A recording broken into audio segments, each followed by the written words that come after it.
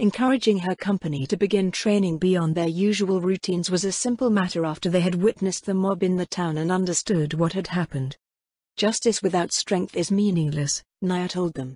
If we want our justice to prevail, we must have the strength to ensure that injustice isn't forced upon us. Her men didn't yet understand what His Majesty's justice was, but they understood that the new lives they had made for themselves were being threatened. Naya felt that was fine for the time being so long as things were heading in the right direction. What didn't feel right was that the whole affair had proven that imminent threats made her message come across infinitely easier than when her audience thought itself relatively secure. One would think that preventing problems before they happened would be common sense. Just beyond her camp, the men pushed the limits of their mounted skills in the fields along the town. At first, she didn't feel comfortable about the idea that it might be perceived as a belligerent threat to the neighbors, but Say asserted that exercises along the border would make potential troublemakers think twice before trying anything. Mr. Juarez went back to the villa first thing in the morning along with 2 men delivering word to Mr. Lauser about what happened. Naya wasn't sure how he would react to the news, but she hoped that he would at least take some precautions. You should have sent a stronger warning to Mr. Lauser, Say told her. Stronger?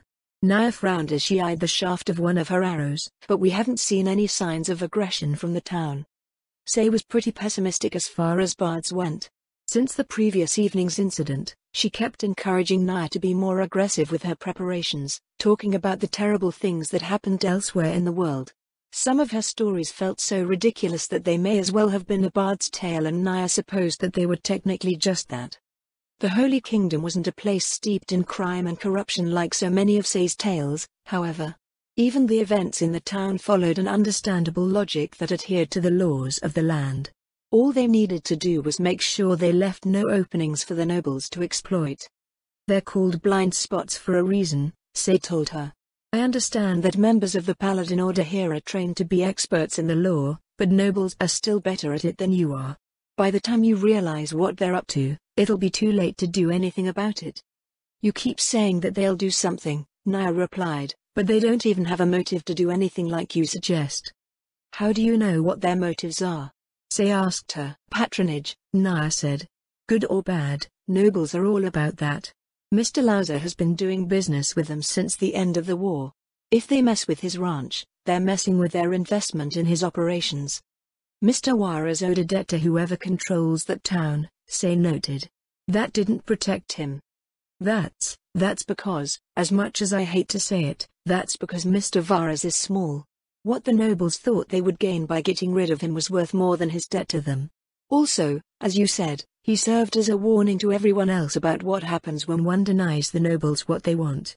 His debt also meant that he owed them a favor. Turning them down meant he wasn't willing to return that favor. It all made sense in the context of the Holy Kingdom's legal and social order.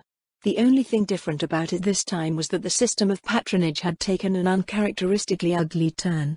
In the Holy Kingdom, favors and debts were generally seen as the driver for positive things, encouraging people to pursue beneficial outcomes that both strengthened the bonds between families and facilitated the smooth growth of a fief.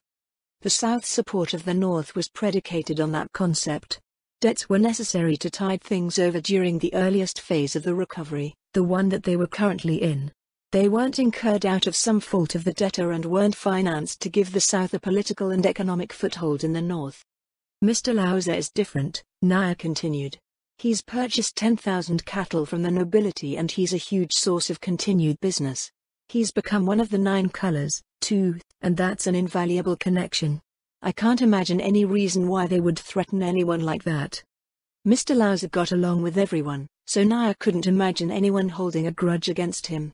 The man was simply impossible to hate. If they're willing to do what they did to Mr. Juarez, Say said, I think they'd be willing to do all sorts of things. But you're the boss. The bard got up and walked over to where the exercises were being conducted. Naya went and did her rounds, but the men at each camp reported nothing out of the ordinary. Still, her eyes kept going to the horizon for signs of trouble. That evening, the somber mood that hung over them grew even heavier. The men still sent regular glances at the town, as did she. Baraja, Carlos asked, you think this is happening elsewhere? I don't know, Naya replied. We have no way to tell. The mob had gathered in the evening and the fire started after people in the nearby villages would have gone to sleep. There wasn't a trace of smoke by morning, so the only way one could tell if anything had happened was to enter the town itself. "We're honing our skills," another man said, "and that's all fine and good, but what if someone does show up to cause trouble? We gonna fight him?" The other men looked up from their meals at Naya. Naya returned their grim looks with one of her own. "I don't like the idea of fighting our own people any more than you," she said. "But if they come with the intent to do harm, what other choice do we have? It's no different than when demi-humans came to raid our homes, except the threat now comes with twisted laws instead of teeth and claws." Strangely, that also provided her with a measure of comfort.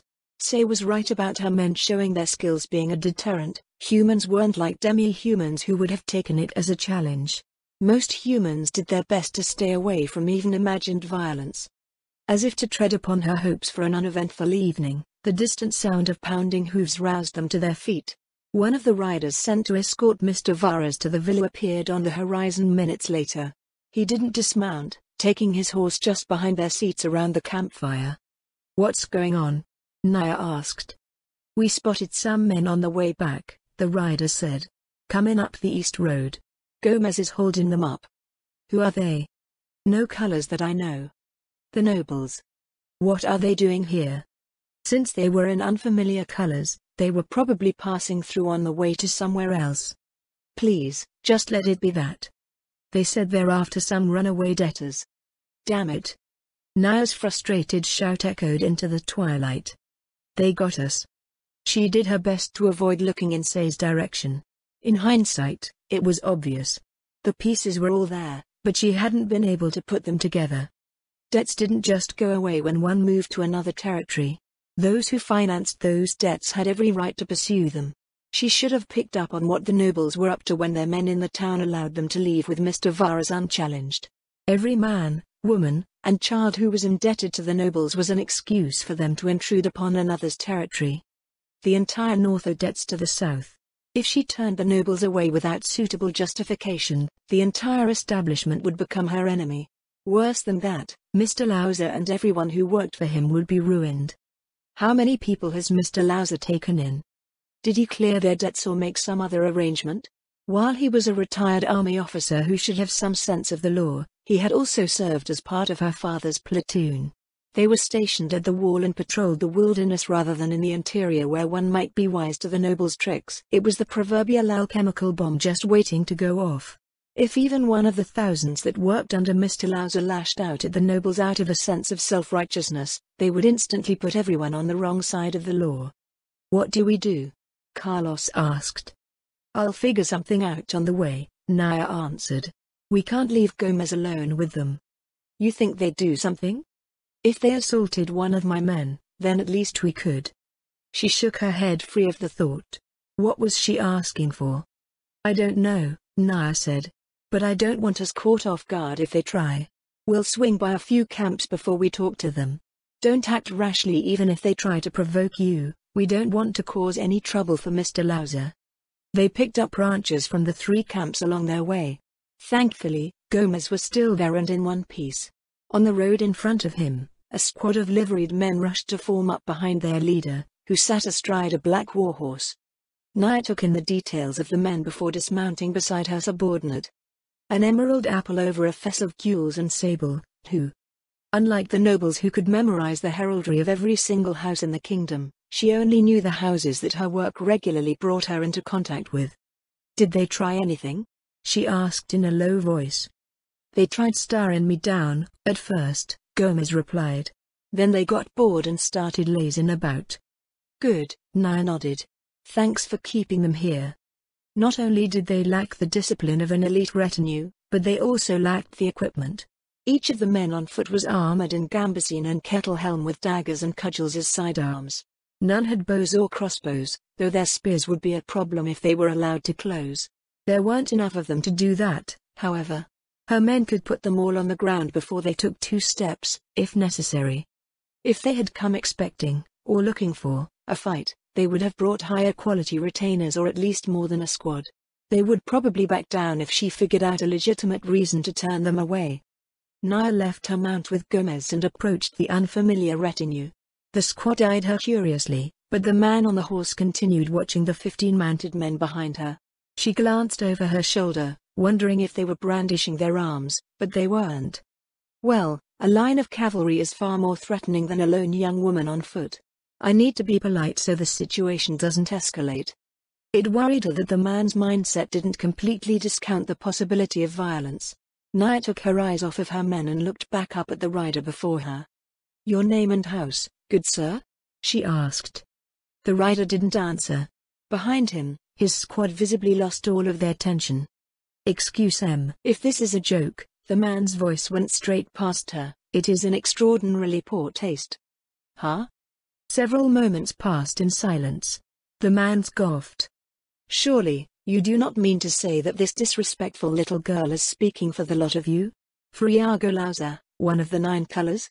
Have you no one better qualified?" "Hey. I may not be a great beauty, but I'm a woman grown, thank you."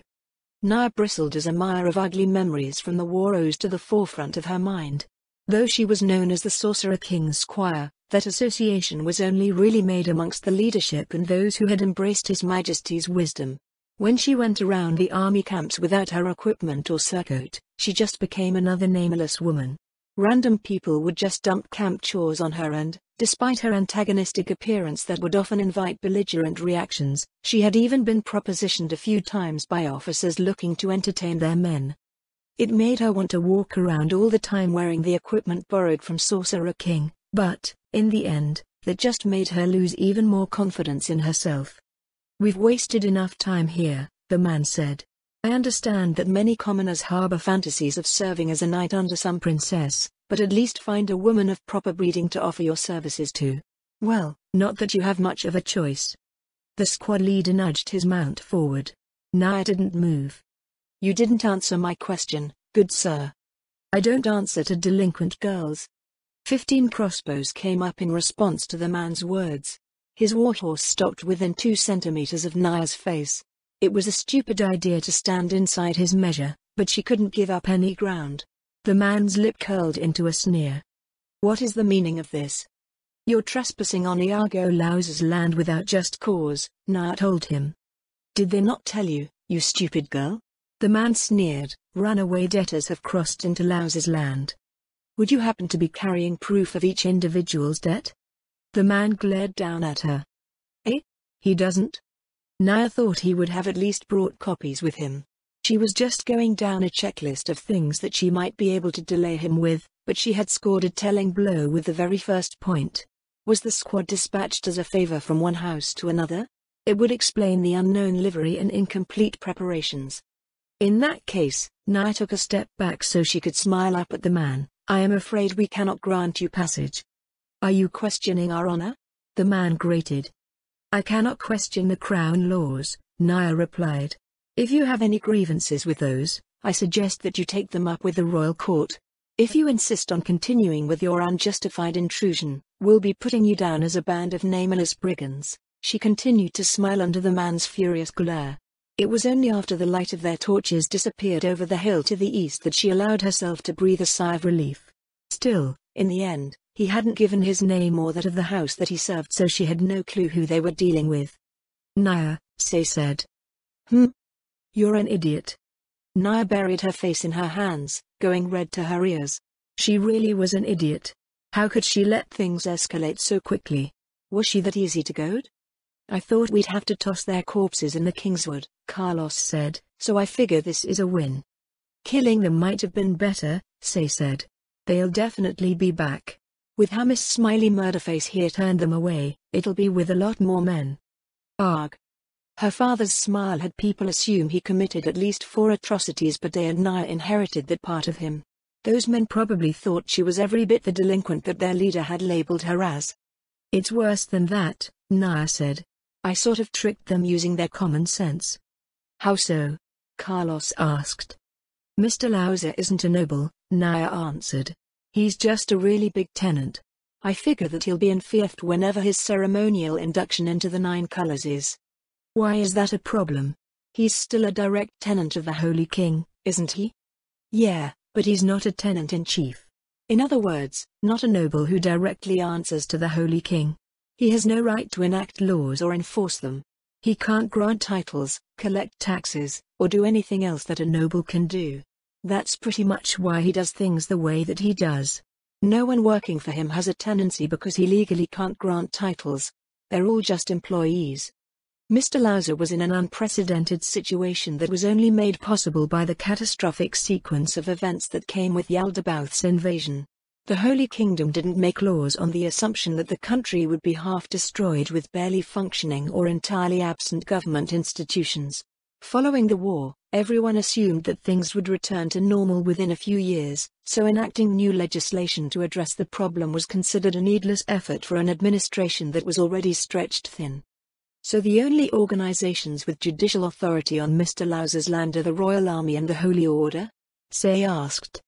On paper, Naya replied. In practice, it was just me and my partner back when I was still part of the Holy Order. We showed up once every 2 weeks as part of a big patrol around the north of Hobans. I can't imagine how long it takes now with just my former partner doing it. With the Royal Army out of the country, Mr. Lauser can't even petition the Holy King for protection because the Holy King has nothing to protect him with. The only thing she could be thankful for was that the hole in the Holy Kingdom's administrative and judicial framework was overlooked when the southern nobles came to take up policing duties in the cities. You said that the Holy King doesn't have anything to protect us with since the Royal Army's out of the country, Carlos said. But can't he just tell whoever's stirring up trouble with us to stop? No, Naya said. That's why I specifically linked the issue to the Crown laws. If I had framed things as a problem with Mr. Lauser, we'd lose by default. How? Those guys were clearly the ones looking to start shit. In every kingdom and empire that I know of, Naya said, a liege is obliged to defend their vassals in court. And by vassals, I mean the noble sort. Since the dispute would be Lord whoever versus Iago Lauser, Mr. Lauser wouldn't have any representation because he's just a tenant and tenants are supposed to be represented by their lords. And he doesn't have a lord to represent him in court. In a normal situation, Naya replied, Mr. Lauser would be the lord, and a powerful one, at that. No one would dare to challenge him over anything that happens in his domain. So, where does that leave us? Say asked. Mr. Lauser's land is basically a weird pseudo-frontier where effectively no one has the legal right to uphold justice. We need to hold our own here until Mr. Lauser is granted his title, and we have to do it in such a way that the nobles can't level substantial charges against him in the royal court. Even that's iffy because, right now, the nobles are operating as if they're dealing with another noble on that noble's land. If they ever realize that they've fallen victim to their own common sense, we're going to be in trouble. Then what do we do now, specifically? Carlos asked. What can we do? You make it sound as if we've been hogtied. First of all, we'll have to let Mr. Lauser know what happened. Beyond that, we have to keep strengthening ourselves. You saw it just now. It's as I said, justice without strength is meaningless. We all know that that squad is enough to convince entire villages to let them do what they want. That's probably what they thought their task would be, searching villages for their targets.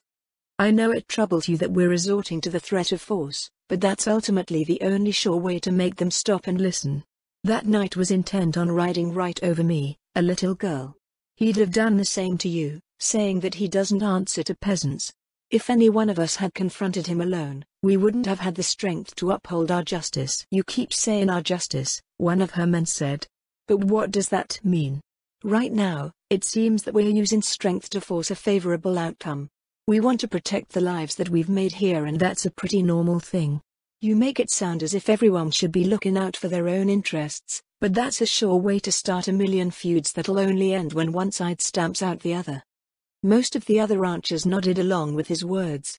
How events had played out did make things seem like they were as he said.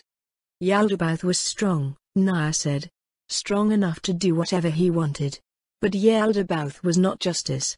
To find justice, we must look to His Majesty the Sorcerer King, who is the incarnation of justice. His Majesty used his strength not to torment the weak, but to aid us in our time of need. He risked himself to help strangers like us. It is obvious who we must look to for wisdom and guidance. I don't think any of us can be like the Sorcerer King, Carlos said. I'm not saying that we can be, Naya replied. At least not physically. But we can be like His Majesty in spirit.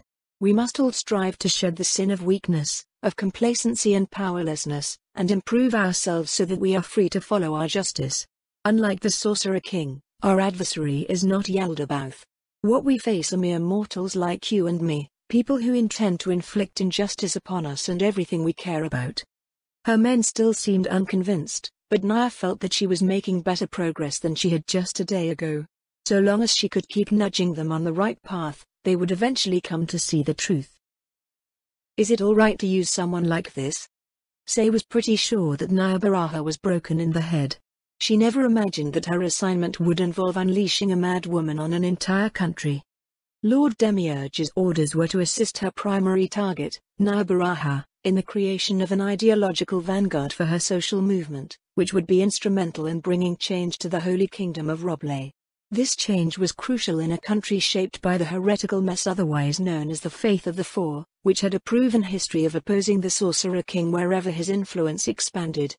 Since the end of Yaldabaoth's invasion, a great deal of experimentation and observation had gone into determining the effect and extent of Naya Baraha's capabilities. They concluded that, in addition to being a certain type of paladin, she was some sort of commander. It wasn't a conventional military one, it instead seemed to be related to belief or conviction and had abilities themed along those lines, perhaps something like a missionary or an evangelist. Lord Demiurge told her that the Sorcerer King hadn't expressed any desire to be openly worshipped, however, so they were to facilitate the creation of an easily digestible moral philosophy rather than a religion. That, in turn, would guide the people of the Holy Kingdom into a worldview that was compatible with the culture developing in the Sorcerer's Kingdom. That culture, of course, would also serve as a gateway to religious conversion should their god wish for it. Say's current situation, however, was rife with challenges. Foremost amongst them was the fact that the current form of Naya's message wasn't coherent at all. To Say and anyone else who didn't share the same experiences, it came across as deluded at best. The strangest thing about it was that Naya herself understood the problem and was a generally level-headed person right up to the point where she started sharing. All logic and reason flew out the window after that. It was to the extent that Say wondered if Naya had just brainwashed herself with her own message and was stuck going in circles with it. The main problem with Naya's message was her arbitrary way of attributing bits of wisdom to the Sorcerer King. Say was pretty sure that His Majesty wasn't like Naya's image of him at all. When the Sorcerer King walked around Erantle, he never went on about strength or justice or sin being a weakness. Rather than any of that, he expressed his pleasure over the fact that his people were happy and his kingdom continued to develop in a positive direction. His citizens were encouraged to thrive doing the things that they were good at for the benefit of society and their collective prosperity, which, paraphrased, was one of the core tenets of the Faith of the Six. Well, there's no use griping about it. It's my job to make her thingy marketable. I just have to make sure it doesn't conflict with any tenets of the faith. Say had a sort of kind of time limit when it came to preparing Naya for her main role. The rapidly deteriorating state of the Holy Kingdom was purposely engineered by Lord Demiurge and his agents in the Holy Kingdom to rebuild the country's industrial base at all costs, rip up the old cultural regime, and put its people in a mental state that was highly susceptible to Naya's oratory abilities. Naya needed to start taking advantage of the situation because letting too much time pass would see the Holy Kingdom fall apart. Thus, the equipment that the Sorcerer King had lent to Naya was recalled to mitigate the risk of her going on any vocational detours. She was supposed to grow as an orator, not as an archer or a paladin. Naya's modest following, the Sorcerer King Rescue Corps, was serving as a control sample to see how old converts would react to refinements to Naya's message and changes in their environment. As Say lay in her bedroll, pondering Naya's developmental trajectory for the foreseeable future, a shadow demon phased through the ceiling of her tent. It had been hanging around her for most of the day, probably because Naya kept relating tales of the Sorcerer King's greatness, so it made for a convenient scout when Say needed one. She reached up to activate the silence item sitting by her pillow. "What did you find out?" Say asked. "The rider and his squad returned to the previous town," the shadow demon answered. "They conferred with another group of men at the inn." "What colors were they wearing?" "Many men. Many colors. The most important person was wearing stripes of red and blue." "House Cohen," Say nodded. "Cohen." The name seeped out of the demon's mouth like a poisonous mist. It seemed that the men stopped at the border by Naya's company with a vanguard of the Scions Say had overheard discussing their plans in the Queen of Thorns. What did they say? Several moments went by before the Shadow Demon spoke again. Lord Eduardo, this outcome is absolutely unacceptable. That mad-eyed bitch needs to be put in her place for this brazen challenge. The Shadow Demon shifted over and faced the empty space where it was once floating. We were just testing the waters, Aquino. The remainder of our forces will be joining us overnight. We'll leave in the afternoon after everyone receives their assignments. The Shadow Demon changed places again, crossing its arms. My man wants the girl who turned him away. Doesn't he know that being so persistent will only make women hate him? It was a joke. The Shadow Demon's chuckle didn't sound quite like a human's. They had 300 men, you said? All mounted and armed. We'll send 10 knights to break them up. 20. Also, I assume we have an answer for their crossbows. The Shadow Demon scoffed. As if a ragtag band of cowherds wouldn't break as soon as something substantial comes their way.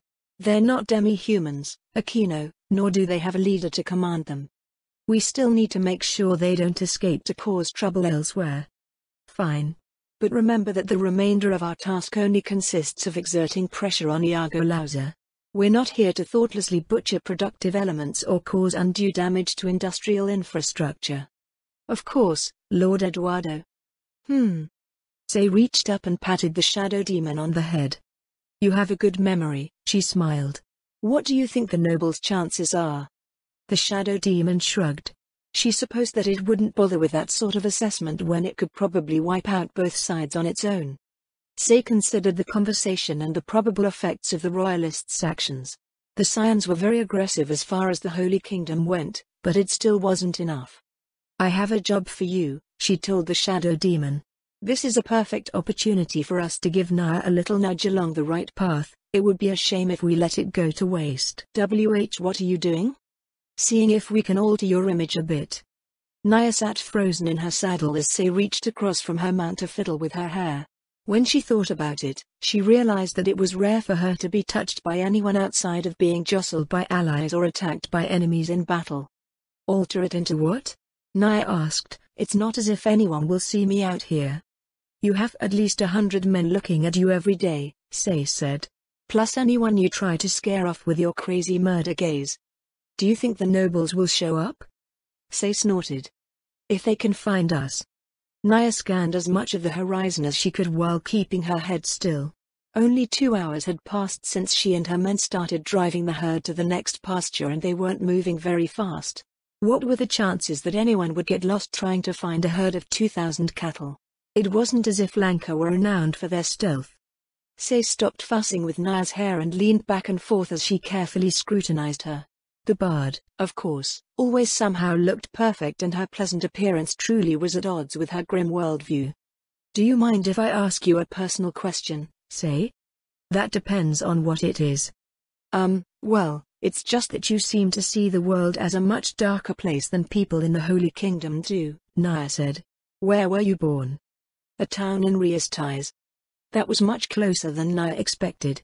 Her guess had been somewhere in the city-state alliance, though she didn't know what it was like there. Was it a bad place? Naya asked. Say fell silent, staring at her with her topaz blue eyes for so long that Naya started to shift uncomfortably. Are you a virgin? Say asked. What? Naya cringed at the volume of her own voice. She looked around to see if anyone had noticed, but the closest rancher was a speck in the distance. Of course I am. Naya's mind halted for a moment. She wasn't sure if it was all right to be a virgin with how old she already was. But I haven't really had the time to find anyone with all the... I'm not, Say told her. Over a year ago, while I was out on an errand for my mother, some men snatched me right off of the street in broad daylight and that was it. But she's 11 right now. It took me weeks to work up the courage to tell my mother what happened, Say continued. The next day, she abandoned us. 2 days later, the landlord found out that she was gone and my brother and I were kicked out. We couldn't pay the rent, after all. What? I thought you might be from a sort of bad place, but I never. It could have been worse. How could it be worse than that? Naya gaped at her. Well, Say counted off her fingers. Men at least paid whenever I sold myself to save me and my brother from starving. We found a bit of high ground in a back alley to sleep on, and anything could have happened to us while we were living there. Also, being captured and sold into slavery was a thing. It almost happened to us before we finally left.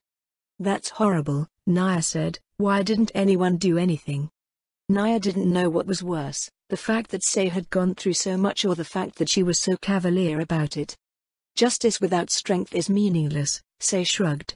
That's what you always say, isn't it?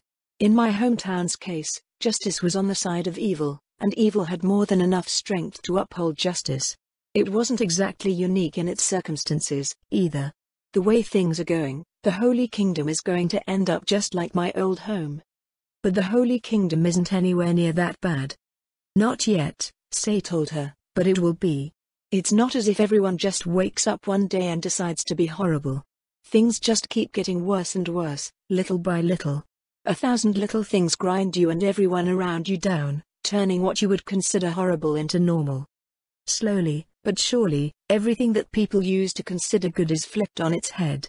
Integrity is perceived as idiocy, generosity, gullibility.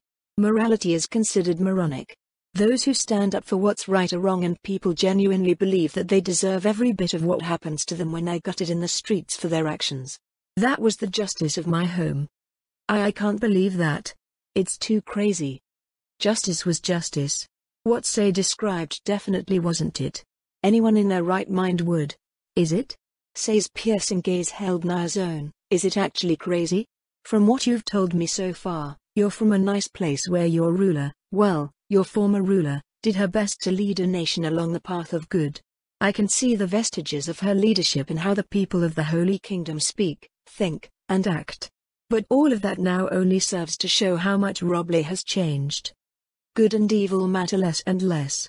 It's all about winning or losing. People stop thinking about how their actions will affect those around them and why they aren't allowed to do certain things.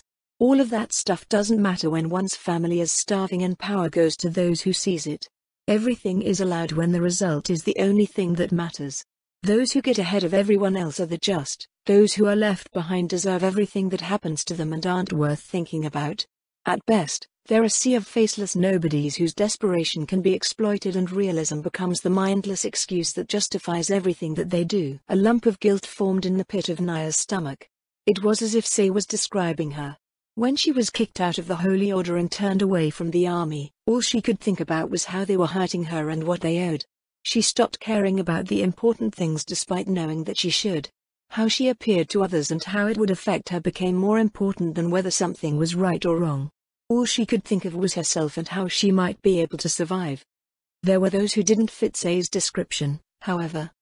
Mr. Lauser isn't like that, Naya noted. That's right.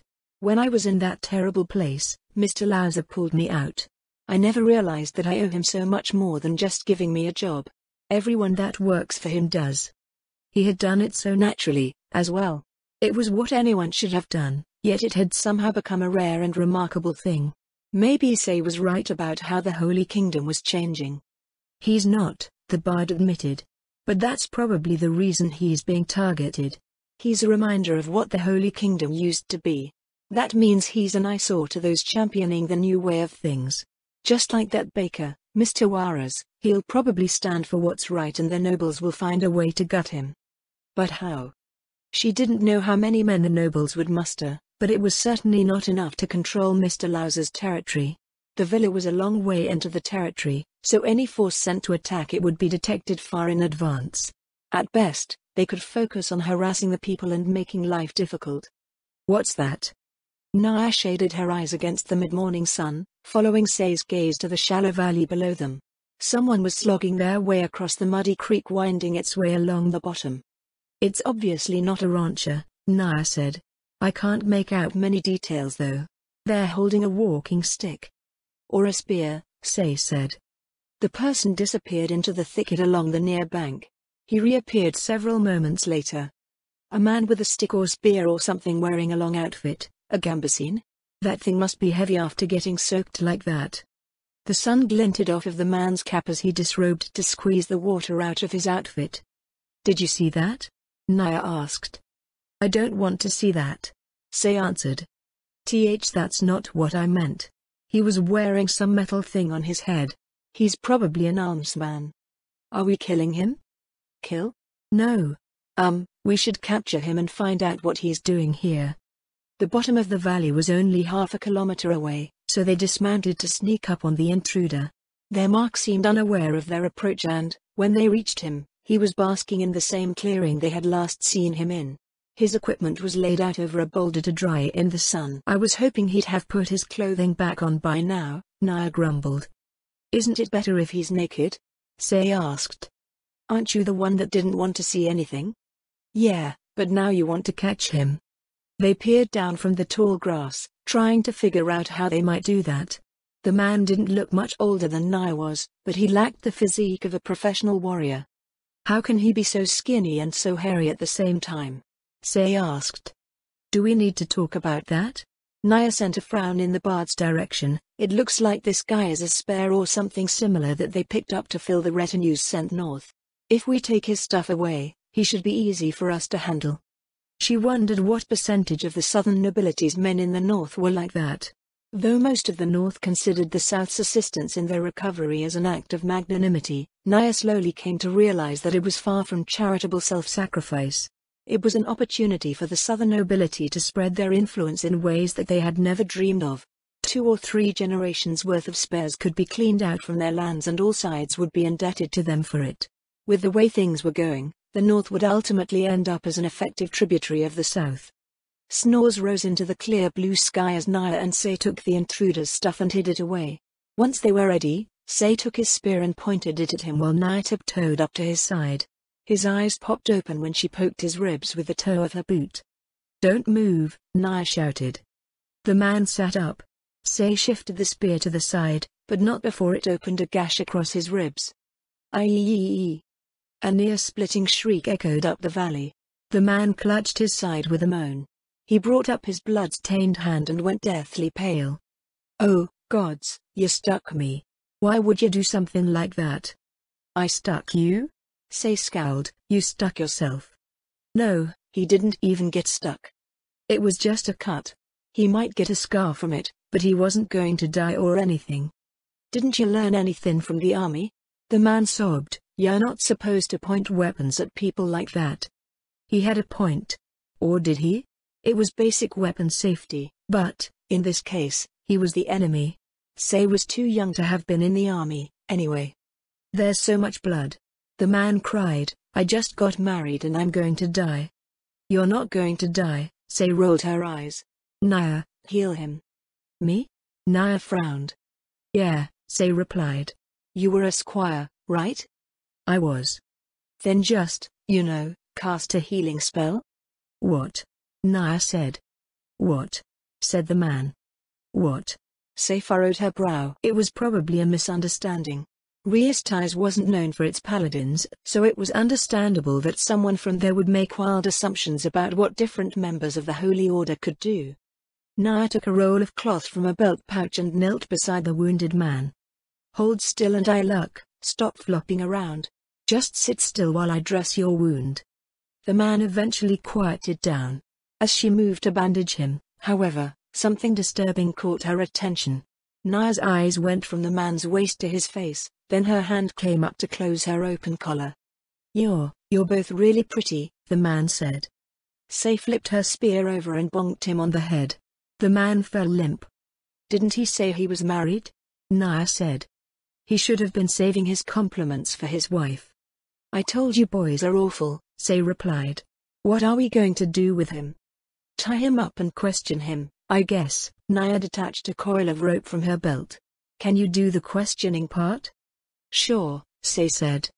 After experimenting for a bit, they ended up tying the man's wrists and ankles to his spear and carried it between them. Halfway back up the valley, one of her archers rode in from the southwest. He eyed the mostly naked captive tied to the pole for a few moments. I thought I heard some yelling this way, he said, but now I'm afraid to ask. We found us a man, Say licked her lips. I see. No, you don't, Nia said hurriedly. We spotted this guy coming up from behind us. Have you seen livery like this before? The rancher examined the man's gambesine, which they had tied around his waist. Aside from the red and blue cloth armor, he didn't have any other pieces of livery for them to identify him by. "Nothing comes to mind," he said. "But ain't these colors different from the fellows we stopped the other day?" "They are," Naya nodded. "I'm worried that they might have called in their friends after what happened." A low rumble rose from the rancher's throat. His eyes scanned the vista behind them before returning to their captive. "We haven't noticed anyone trailing us from our position," he said. "If it's true, though, what will we do?" "It depends on what they're doing," Naya said. "Since we left, they might be trying to come in on the same road again. This guy could be a sentry sent to make sure we don't double back on them unawares." "Did the man we sent to Mr. Lauser come back yet?" Naya shook her head. The new rider they sent to update Mr. Lauser on the border situation had left early that morning, but the herd was going in the opposite direction. "Why didn't we just stay where we were?" Say asked. "We left the border wide open." "'Cause we couldn't, Miss Say," the rancher answered. "If we stayed, the herd would have grazed the pasture down to the roots. If we stayed longer than that, they would have starved. Our job is to make sure Mr. Lauser's cattle stay on schedule for delivery. We don't have anyone assigned to watch out for our neighbors, not that we ever thought it was necessary." Once they returned to Naya's position on the ridge, they tethered the man to a shade tree and roused him. He looked around himself groggily. "Ugh, where am I?" "You were caught and shipped to the Crusader States," Say told him. The Crusader States." The man's eyes went wide. "But I just got married." "Oh, gods, I don't want to be eaten by the undead." She didn't specify which Crusader state, but their captive seemed terrified nonetheless. "If you don't want to be fed to a vampire," Say scowled, "then tell us what we want to know." "Please, not a vampire. I'll tell you anything." "Why did you cross into the ranchland?" "It was Sir Penedo.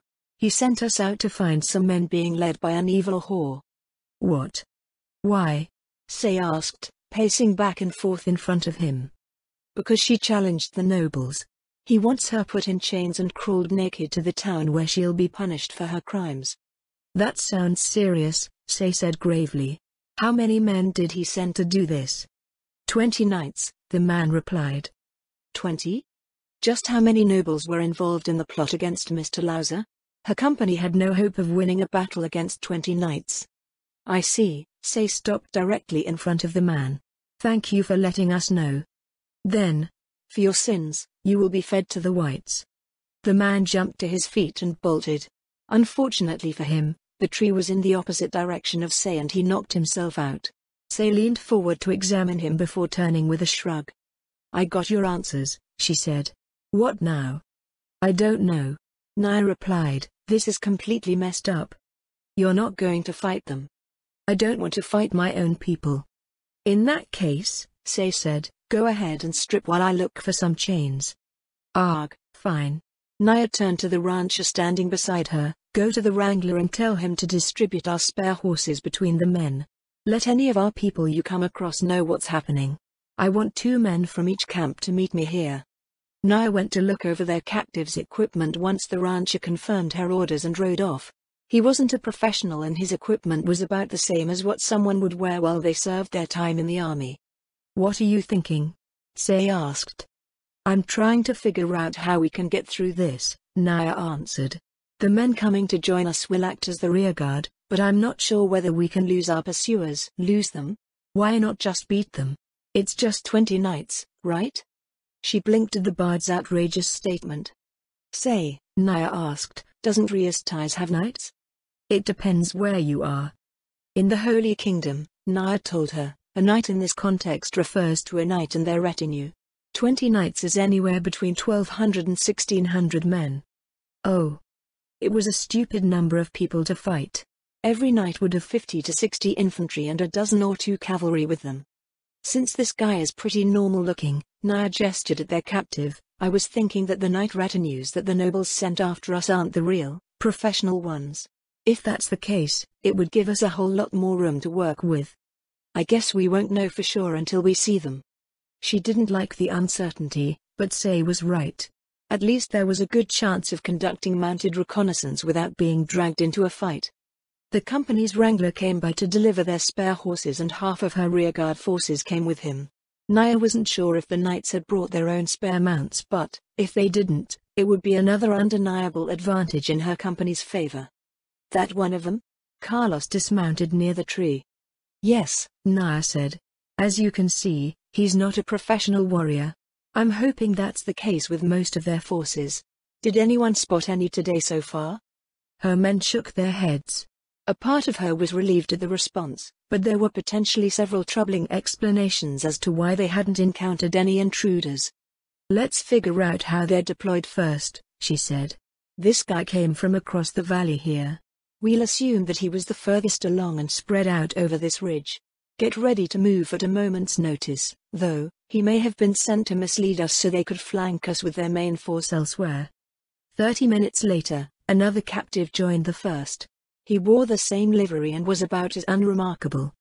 We caught him a kilometer south of here, the rancher who brought him in said. What was he doing? Just walking, I guess? He threw down his weapon and surrendered as soon as we rode up to him. What's going on here? Something was off, but Naya couldn't figure out what it was. Should I question him? Say asked. I'll do it, Naya answered. Something's been bothering me. Don't make him faint before you get your answer. Naya shot the bard a look, but Say only smiled back. The new captive, however, shied away in terror as Naya approached. Where are the rest of your people? She asked. I don't know. If you don't cooperate. Naya frowned. I don't know. The man cried, I don't even know where I am.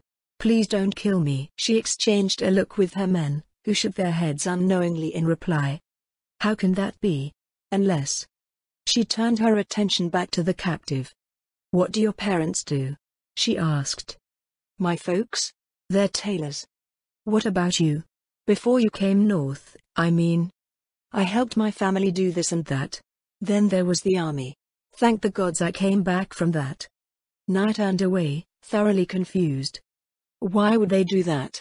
No, it doesn't matter why. We're going on the offensive, she said. Didn't you just tell me that they had at least 1,200 men? Say asked. I did, but that doesn't matter if they can't find us. What do you mean by they can't find us? Carlos asked. It's not as if we don't leave a trail of thousands of cow pies wherever we go. I know it sounds weird, Naya said, but that's probably what's happening. Say, it's as I said earlier, right? They're filling the ranks of these northern retinues with spares. You might be right about that, Say said, but wouldn't they use the spares of ranchers or foresters if they needed someone to find us? That's the thing, Naya replied. All those guys are working. The south is fully developed and doesn't have any forests left. All they have are copses, so foresters and hunters are scarce. The same idea applies to ranchers, though that's because ranchers aren't like farmers where you need hundreds of people in a single village. Any that they brought up here will be working to bring prosperity to the lands managed by the southerners, not scouting for their retinues. Carlos and the other ranchers gathered near the tree twisted her faces in reaction to words. That's pretty silly of them, Carlos said. You wouldn't send a farmer into a forest to hunt beasts, would you? Some might, Naya replied, but most would know better than to do that. My father once told me that there's nature everywhere, but most people don't consider the lands of the Holy Kingdom the same way as they might a wild forest. It's just farms or pastures with villages and towns nearby. Additionally, he got to know how the nobles' heads worked because they were given positions of command so often. The vast majority of them only see things in terms of fighting strength or maybe just aesthetically pleasing ranks that they lead in some overly romanticized way. Reconnaissance is an ignoble role assigned to any random commoner. So they don't differentiate between jobs? Say frowned. Only in the ways that they've learned. Most of them are regular nobles, so soldier is a thing just like tailor, farmer, or miner. Ranchers, hunters, and foresters similarly become soldiers when they join the army, and they never make the connection that they're supposed to be used as scouts and skirmishers. All rank and file infantry are the same to them. That's why my father always had to fight to get the right people in his platoon. The Holy Order had a twist on the same problem before the war. Whenever they needed a tracker, scout, or wilderness guide, they would often skip right over the army's scouts and employ local hunters or rangers from the Adventurer Guild. Carlos drummed the stock of his crossbow with an unreadable look on his face. That look was shared by every single rancher present. So, he said. "You're basically saying that all those people are lost." Naya nodded. It was unbelievably stupid, but that was pretty much what was probably going on. Carlos returned to his mount and vaulted back into his saddle. "In that case," he said, "it's time to round up some idiots." The small army that Naya previously considered an impossible challenge had all at once been transformed into prey. She hoped that the nobles would give up before the day was done.